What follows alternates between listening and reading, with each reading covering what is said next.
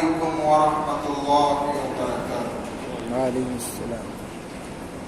بسم اللہ الرحمن الرحیم وبہ نستعین والصلاة والسلام على سید الانبیاء والمرسلین محمد وعلى آلہ واصحابہ اجمعین الطیبین الطاہرین، اما بعد۔ قال الله تبارك وتعالى في كلامه المجيد والفرقان الحميد: أعوذ بالله من الشيطان الرجيم، بسم الله الرحمن الرحيم: إن الله يحب التوابين. وعن أبي هريرة رضي الله تعالى عنه قال: قال رسول الله صلى الله عليه وسلم: من تاب قبل أن تطلع الشمس من مغربها تاب الله عليه.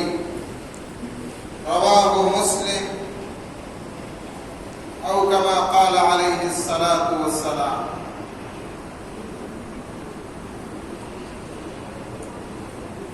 اللہ رب العزت کا فضل اور احسان ہے کہ اس نے ہمیں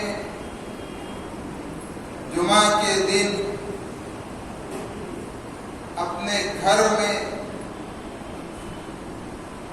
آ کر دین کی بات سننے کی توفیق عطا فرمائی۔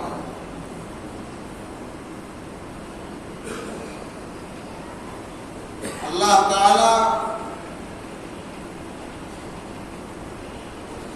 کے بارے میں ہر بندہ اپنے دل کی گہرائی میں یہ بات رکھتا ہے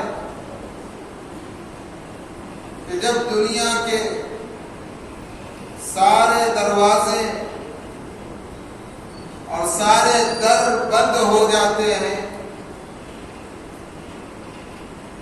ایک اکیلے اللہ کا در اس وقت بھی کھلا رہتا ہے۔ قرآن مجید میں اللہ فرماتے ہیں: لمن الملک اليوم للہ الواحد القہار اليوم تجزى كل نفس بما كسبت لا ظلم اليوم ان اللہ سریع الحساب۔ کہ قیامت قائم ہونے سے پہلے جب سور پھونکا جائے گا اور ساری کی ساری مخلوقات حضرت آدم سے لے کر آخری بنی آدم تک ساری کی ساری مخلوقات انسانیت میں بھی اور دوسری مخلوقات میں بھی سب کے سب نیست و نابود ہو جائے گی، وجود سے عدم میں آ جائے گی، سب پر فنا تاری ہوگی۔ اللہ فرماتے ہیں: کل من علیہا فان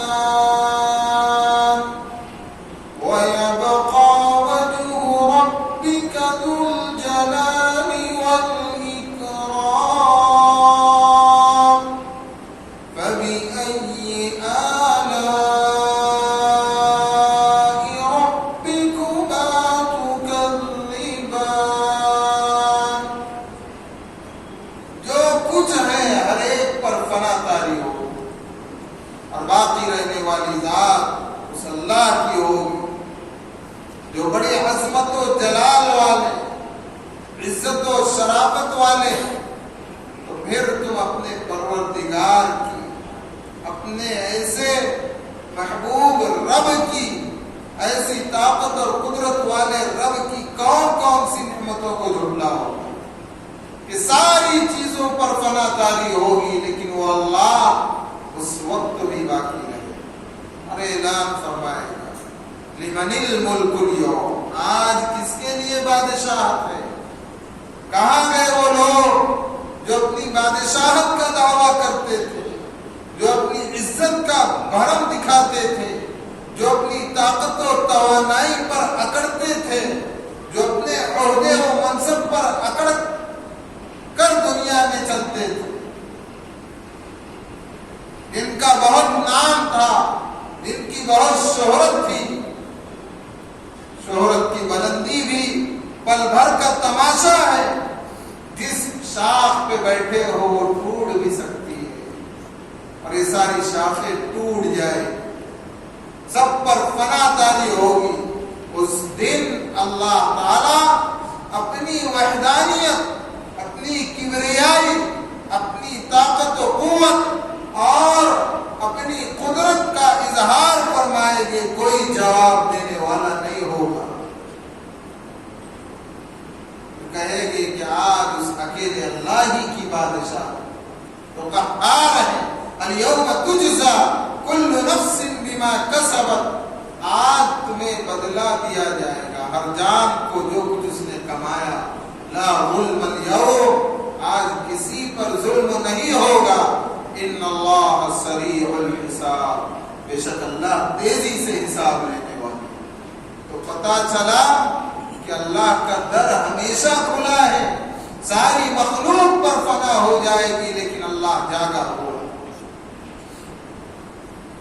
تو ہم سبوں کے دل کی گہرائی میں یہ بات بیٹھی ہوئی ہے کہ جب سارے در بند ہو جاتے ہیں تو اس اللہ کا در کھلا رہتا ہے، لیکن ہمارے اعمال کی کمزوری، ہماری گناہوں کی نحوست، ہمارے اخلاق و کردار کی خرابی، انسانیت کے دور انحطاط کا عالم یہ ہے کہ کوئی کسی کا پرسان حال نہیں، اور صرف یہی نہیں بلکہ ہمیں اپنی جان کی فکر نہیں ہے کہ یہی جان کے ساتھ ہمیں آخرت کی منزل کو طے کرنا ہے، اور وہ منزل ایسی ہے جو لامحدود ہے، وہ جگہ ابد الآباد ہے، کبھی ختم نہیں ہونے والی ہے، وہاں پر جا کر ہم سبوں کو رہنا۔ بھائی بیچ میں مت بیٹھے، سب لوگ کیسے بیٹھے؟ لال پٹی لگی ہوئی ہے صفوں پر، درمیان میں ایڈجسٹمنٹ نہ کرے، یہ سب جو ہو رہا ہے ہمارے گناہوں کی نحوست۔ حدیث میں ہے کہ صفوں میں مل کر کھڑے ہو، ہماری گناہوں کی نحوست نے ہمیں رمضان میں مسجد میں آنے سے روک دیا، ہمارے گناہوں کی نحوست نے ہمیں صفوں میں دور دور کر دیا۔ سیدھی بات، اللہ تعالیٰ مصیبت دو وجہ سے بھیجتے ہیں، ایک محبت کی بنیاد پر اور دوسرے گناہوں کی نحوست۔ جس مصیبت میں انسان کو دلی سکون ہو محبت کی وجہ سے آئے،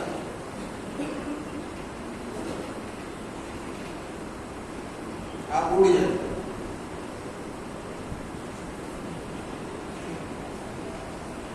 اب سارے احباب لال پٹی دیکھ لیں، جو ہمارے کرتوت کی سزا ہمیں مل رہی ہے، اب بھی سدھر جاؤ، توبہ و استغفار کر لو، رمضان آ رہا ہے، ماحول بن رہا ہے، اللہ کی رحمت کے دروازے، زندگی بھر ہم حدیث سنتے آئے ہیں کہ رحمت کے دروازے رمضان میں بہت زیادہ کھلتے ہیں، اور ہر رات اتنے ہزاروں کو جہنم کی آگ سے خلاصی ملتی ہے،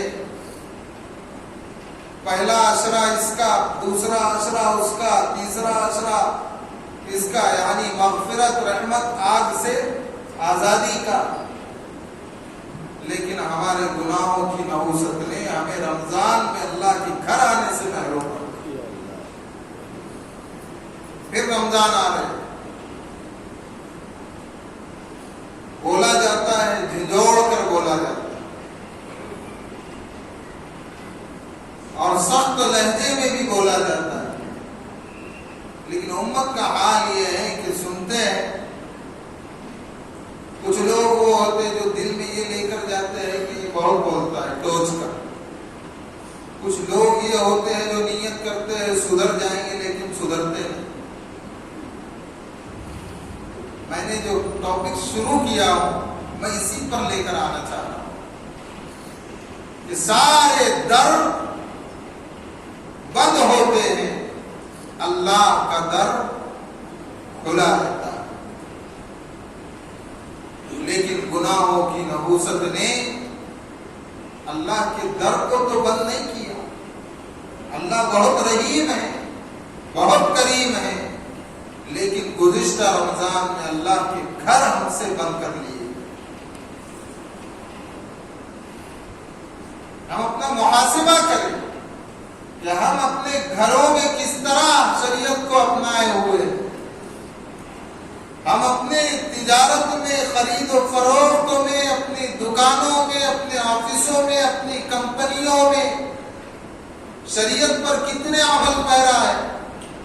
اور اگر ہم کوئی دین کا کام کر رہے ہیں تو ہم اللہ کے لیے کتنا کر رہے ہیں اور اپنے مفاد کے لیے کتنا کر رہے ہیں. ہم اگر کسی کے کام آ رہے ہیں تو ہمارے دل کی نیت اللہ کو راضی کرنے کی ہے یا اپنا مطلب نکالنے کی. اس قدر ماحول بگڑ گیا، اس قدر خرابی آ گئی. ہر جمعہ میں بولا جا رہا ہے، کھول کھول کر بولا جا رہا ہے، لیکن ہم اپنے کردار و اخلاق کو سدھارنے کو تیار نہیں. ہم نے اپنے دین کو رسمی بنا لیا.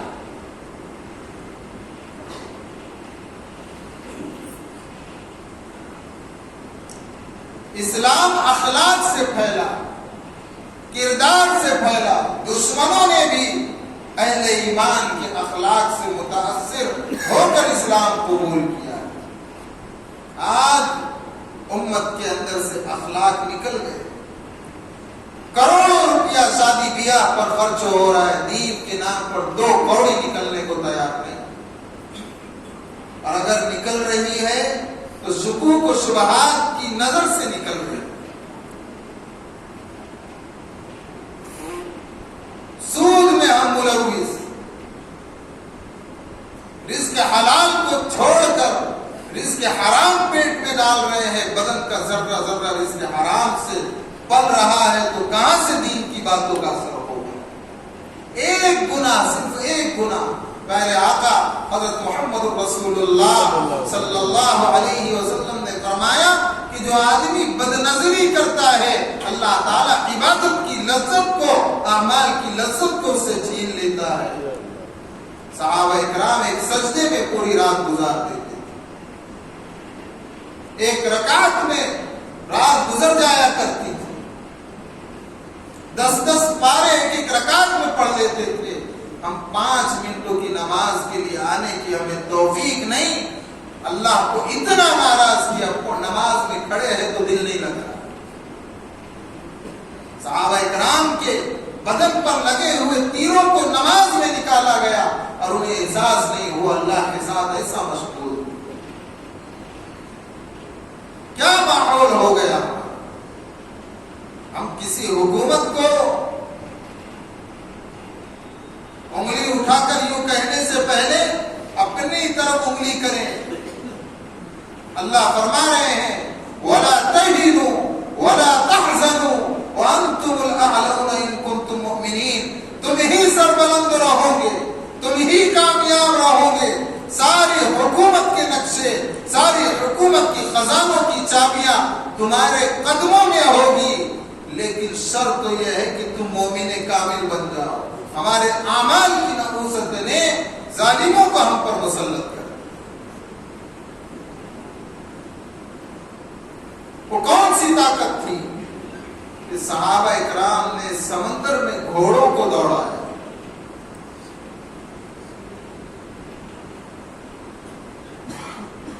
وہ کون سی طاقت تھی کہ حضرت عمر ابن خطاب رضی اللہ عنہ نے مسجد نبوی کے منبر پر کھڑے ہو کر کئی 100 کلومیٹر کی دوری پر اپنی آواز پہنچائی.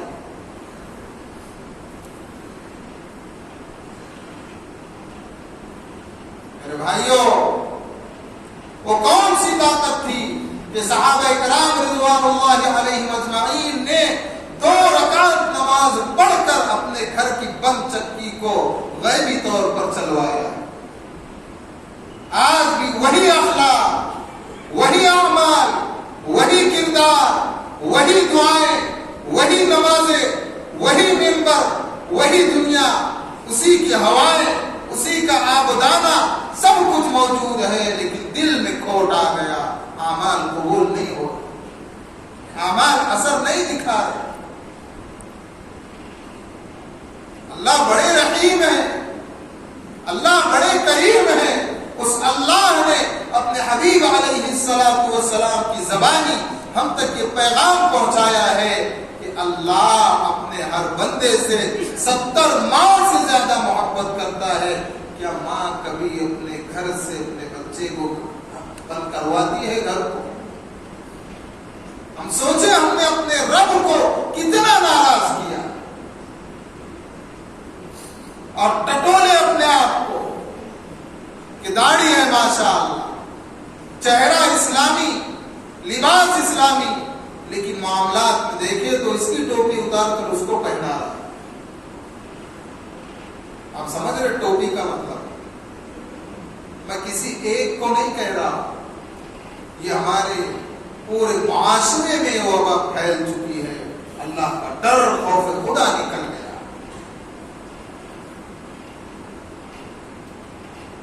اللہ کتنے رحیم ہیں، اللہ کتنے کریم ہیں.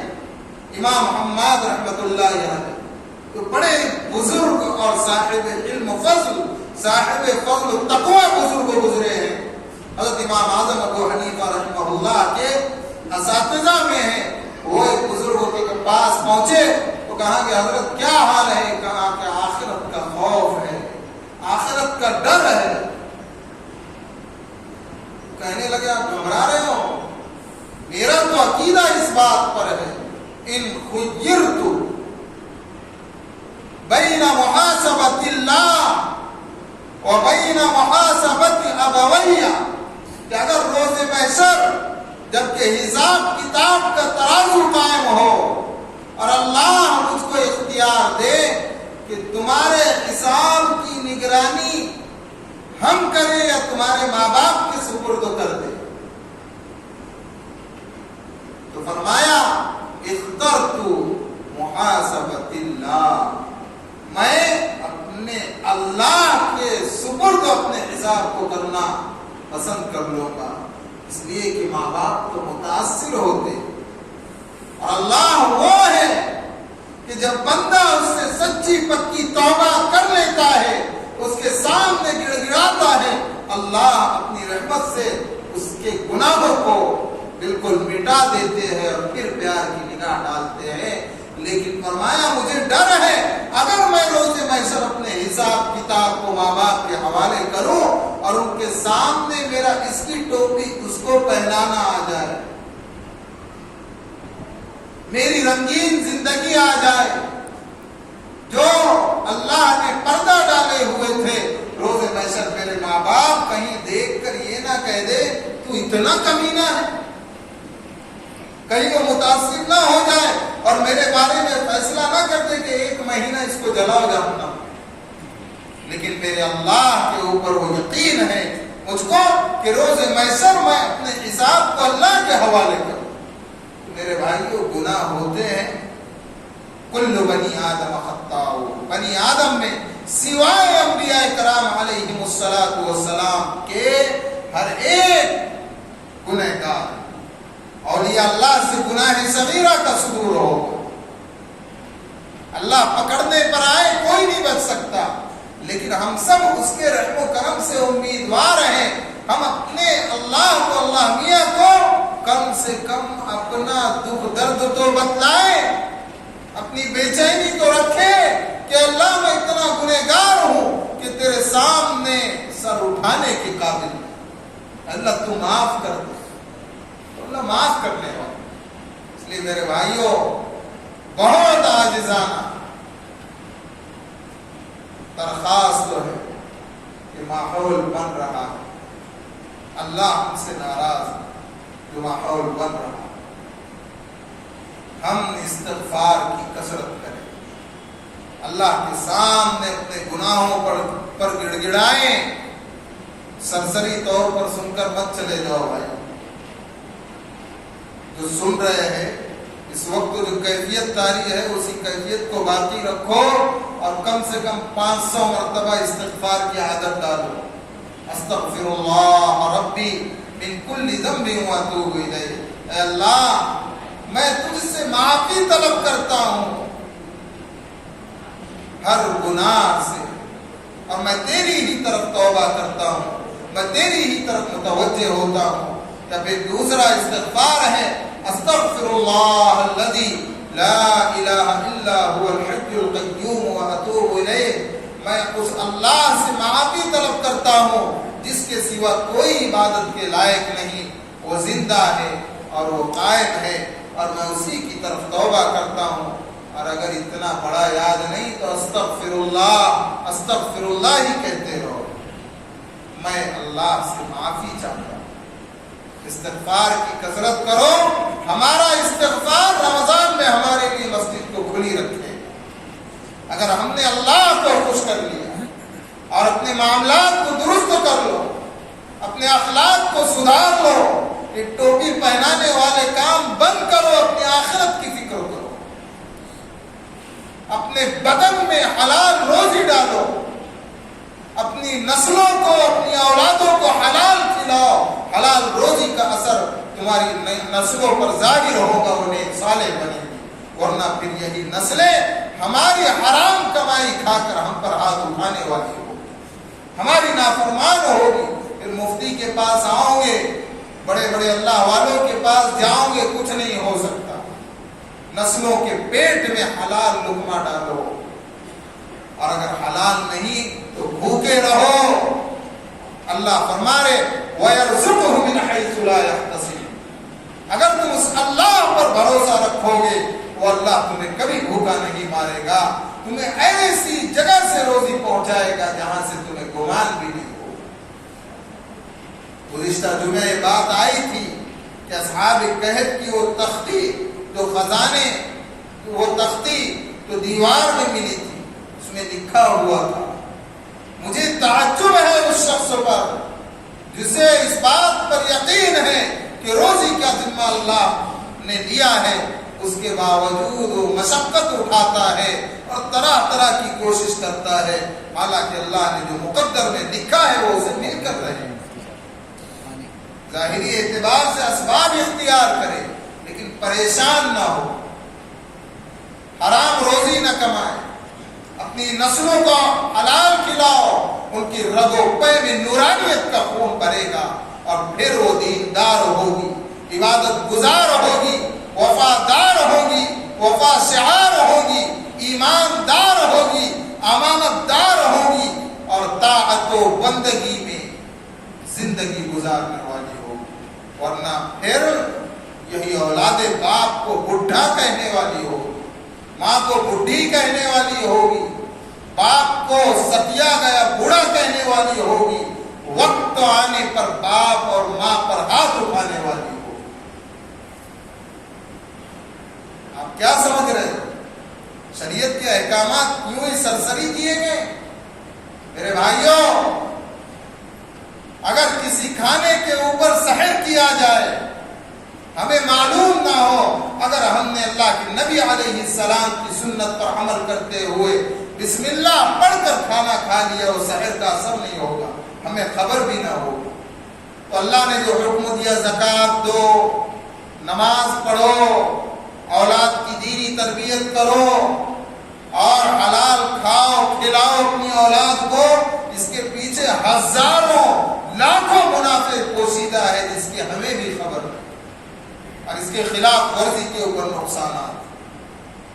حضرت ابو ہریرہ رضی اللہ عنہ فرماتے ہیں، پیارے آقا حضرت محمد رسول اللہ صلی اللہ علیہ وسلم نے فرمایا، من تاب قبل ان تطلع الشمس من مغربها تاب اللہ علیہ، کہ سورج کے مغرب سے طلوع ہونے سے پہلے جو بندہ اللہ سے توبہ کر لے اللہ اس کی توبہ قبول کرتے ہیں۔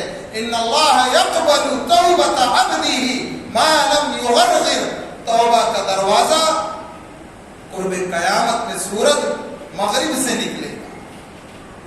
ابھی مشرق سے نکل رہا ہے، مغرب سے نکلے گا، اس کے بعد توبہ کا دروازہ بند. اور انسان کی زندگی میں توبہ کا دروازہ کب تک کھلا ہے؟ موت سے پہلے اس کے سینے سے گرگرے کی آواز آتی ہے. وہ کیفیت طاری ہونے سے پہلے تک توبہ کا دروازہ کھلا ہے. اس کے بعد آدمی ہوش میں نہیں رہتا، اور وہ آخری علامت ہے موت آنے والی ہے. تو میرے بھائیو، اللہ بڑے رحیم، بڑے کریم، اور یہ ایمانی قوت اور حمیت کے ساتھ میں نے آپ لوگوں سے آج ذرا ٹوچ کر باتیں کی، لیکن یہی حقیقت، یہی ماحول چل رہا.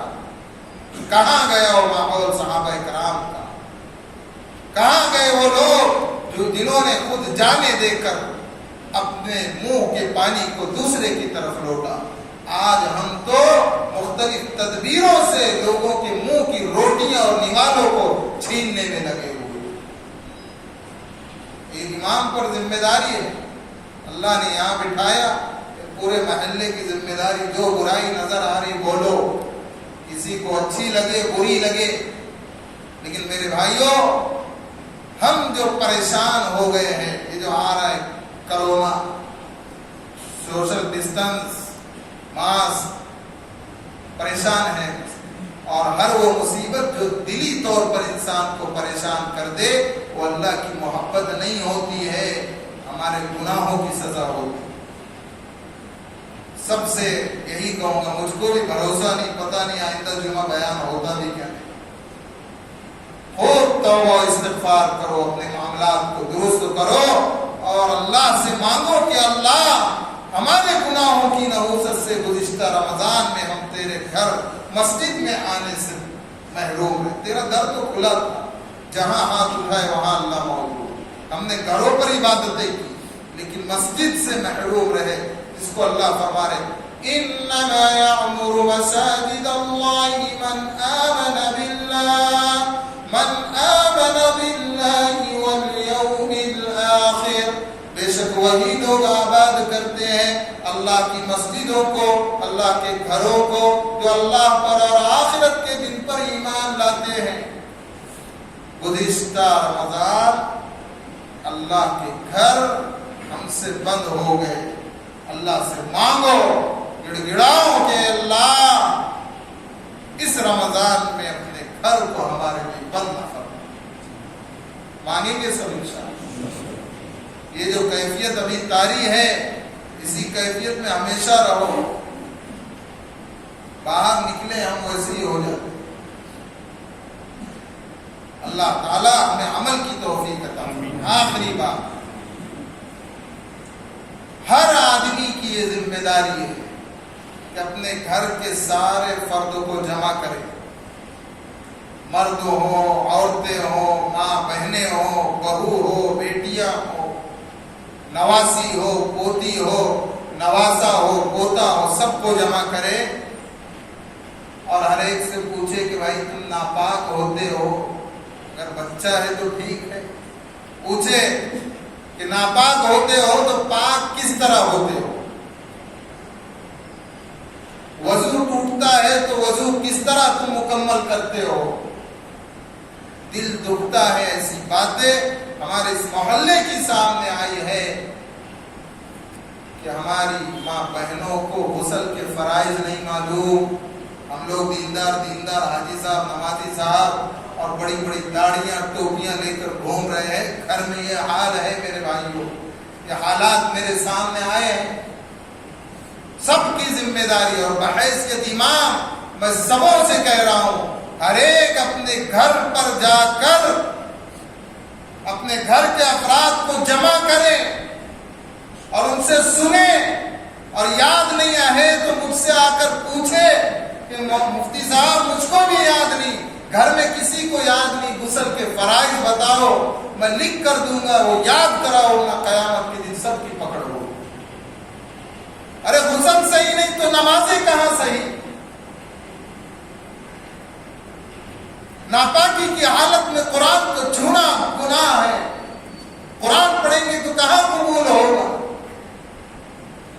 غسل کے فرائض یاد نہیں. حدیث میں ہے کہ جب تک آدمی ناپاک رہتا ہے اور بلا عذر کے وہ غسل نہیں کرتا ہے فرشتے اس پر لعنت کرتے ہیں. جب غسل کے فرائض ہی آدمی ناپاک ہے لعنتی زندگی. یہ وہ چھوٹی چھوٹی موٹی موٹی چیزیں ہیں جن کی طرف ہمارا ذہن نہیں جاتا اور ہم سمجھ رہے ہیں کہ ہم اپنے بال بچوں کے ساتھ ترقی اور کامیابی کی زندگی گزار رہے ہیں. میرے بھائیوں خود کی بھی آخرت خراب ہو رہی ہے, اپنے بال بچوں اور ماں بہنوں کی بھی آخرت خراب. یہ ہے چیز فکروں کی. ایک وقت اولاد کو بھوکا رکھو, روزی حرام کی آ رہی مت لو اس کو, لیکن یہ دینداری کی فکر کرو. میں نے بحیثیت امام اپنا حق ادا کیا, آپ کے سامنے کہہ دیا. اب آپ کے گھر والوں کی ذمہ داری ہر ایک ذمہ دار پکڑو ہوگی. میرے بھائی میرے سامنے حالات آئے ہیں.